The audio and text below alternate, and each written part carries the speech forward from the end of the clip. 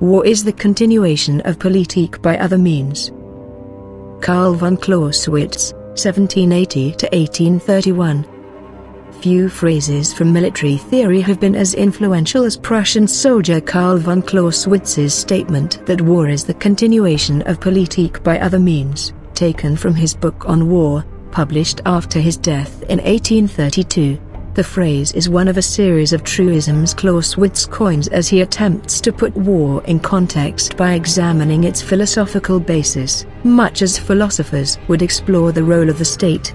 The German word Politik translates as both politics and policy, covering both the principles of governance and its practicalities. War leads to politics. For Clausewitz, war is a clash of opposing wills. War is nothing but a duel on an extensive scale, he writes, an act of violence intended to compel our opponent to fulfill our will. The aim is to disarm your enemy, so that you become the master. But there is no single, decisive blow in war. A defeated state seeks to repair the damage of defeat by using politics. Clausewitz is keen to emphasize that the business of war is serious in intent, and no mere adventure. It is always, he says, a political act, because one state wishes to impose its will on another, or risks submission. War is simply the means to a political end that might well be achieved through other means. His point is not to highlight the cynicism of politicians who go to war, but to ensure that those who wage war are always aware of its overriding political goal. Otto von Bismarck declared Wilhelm I of Prussia Emperor of Germany in 1871.